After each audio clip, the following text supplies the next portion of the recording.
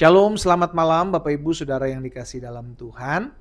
Malam hari ini sebelum beristirahat, kembali saya mengajak setiap kita umat Tuhan untuk sama-sama merenungkan firman Tuhan yang menjadi pondasi hidup kita, yang menjadi dasar kekuatan hidup kita, sehingga terus kita diperbaharui cara kita berpikir, sikap hati kita, cara kita menyelesaikan masalah, semua akan sangat amat dipengaruhi oleh pengenalan terhadap firman Tuhan. Karena itu, sebelum malam hari ini sebelum kita beristirahat melalui program Bible and Bed, kita akan sama-sama kembali merenungkan firman Tuhan, kita berdoa, kita datang sama Tuhan. Bapak, terima kasih buat kasih karunia Tuhan, buat anugerah Tuhan dalam kehidupan kami. Kami bersyukur karena sepanjang hari ini Tuhan yang menyertai kami, Tuhan yang menolong kami. Hari ini sebelum beristirahat kami akan kembali merenungkan firman-Mu. Roh Kudus mengurapi kami, Roh Kudus mengajari kami dengan hikmat-Mu, dengan tuntunan-Mu, sehingga ketika kami merenungkan firman-Mu, kami mengerti akan kebenaran yang memerdekakan kami. Bersabdalah atas kami, di dalam nama Tuhan Yesus Kristus kami berdoa. Haleluya. Amin, amin, amin. Puji Tuhan. Saudara yang dikasih dalam Tuhan, malam hari ini ada satu hal yang saya mau bagikan juga, masih tentang Abram dan Lot. Ketika Abram dan Lot berpisah oleh karena ada gembala-gembala di antara mereka, gembala-gembala mereka yang mempeributkan segala sesuatunya, maka mereka mengambil keputusan untuk berpisah. Ya, tapi Abraham nggak sakit hati perpisahan ini, gitu ya. Nggak tahu kalau Lot ya kan. Abraham sih nggak sakit hati. Abraham nggak kecewa, apalagi dendam. No. Dan itu terbukti ketika Lot mengalami kesusahan, saudara. Lot mengalami kesukaran, Lot mengalami kesusahan. Nah, orang yang sehat secara roh, dia tahu betul bagaimana mengontrol keadaan yang terjadi. Ya, dia tidak menyimpan dendam.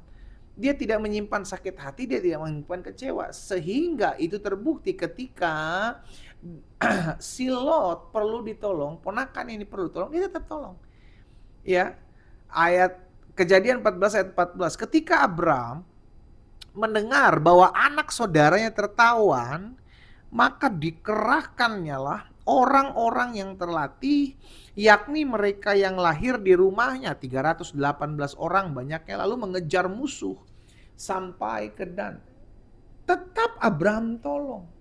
Sekarang saya mau tanya sama saudara yang mendengarkan firman Tuhan malam hari ini. Jika orang yang mengkhianatimu, menyakitimu, merugikan hidupmu, yang tidak menghormatimu, tidak menghargaimu, butuh pertolonganmu, apakah engkau akan menolong?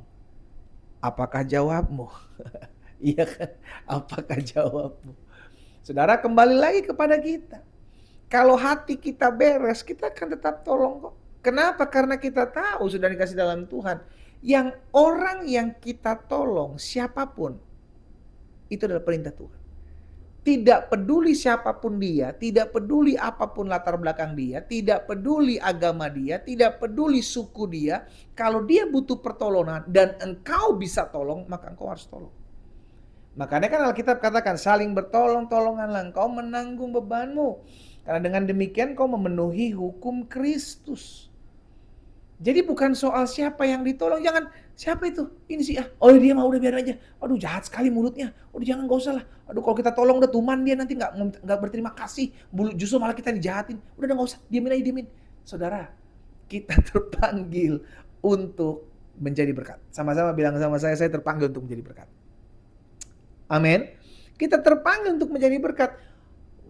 Bagaimana kita bisa menjadi berkat kalau kita hanya tolong orang yang baik sama kita? Kan Yesus pernah bilang, kalau engkau hanya baik kepada orang-orang yang baik kepadamu, orang jahat pun, orang berdosa pun bisa buat seperti itu.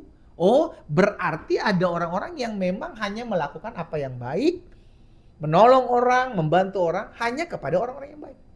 Dan itu bukan ajaran Yesus. Ajaran Yesus, tolong orang, bantu orang, buat baik, bahkan kepada orang yang mengkhianatimu, menyakitimu, merugikan hidupmu, mengecewakanmu. Karena dengan demikian mereka akan melihat perbuatanmu yang baik dan mempermuliakan Bapamu di sorga. Disitulah saudara dan saya menjadi berkat.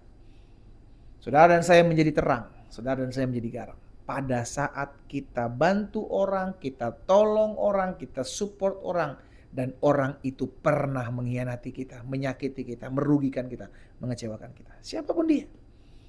Ya, kita belajar dari Abraham ketika Lot butuh pertolongan, sekalipun pernah ada pertikaian antara mereka, antara orang-orang mereka, tetapi Abraham gak simpan dendam. Kuncinya satu kok saudara, hati kita mesti beres, itu aja.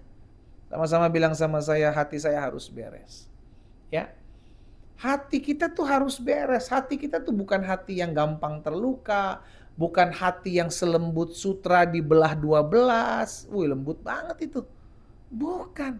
Hati kita bukan soal lembut atau enggak lembut, tetapi kuat.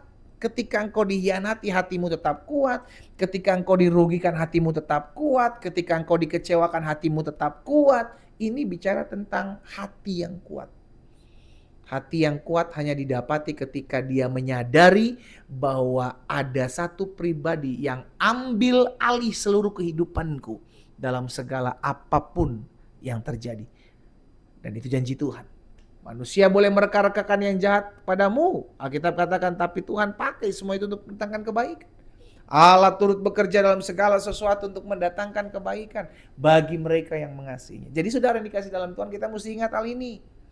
Ya, ketika kita diizinkan Tuhan mengalami hal-hal apapun yang mungkin tidak enak untuk kita alami secara fisik, tapi ketahuilah, ketika engkau memiliki hati yang kuat, maka engkau sanggup, engkau mampu untuk tetap melakukan apa yang baik buat semua orang, termasuk di dalamnya orang-orang yang pernah merugikan hidupmu. Hatimu mesti kuat. Jangan hati yang luka, hati yang hancur, hati yang terbawa suasana. Jangan, hatimu harus kuat. Dan hati yang kuat hanya didapati ketika orang tersebut mengalami perjumpaan dengan Tuhan. Ya, kita berdoa, kita datang sama Tuhan.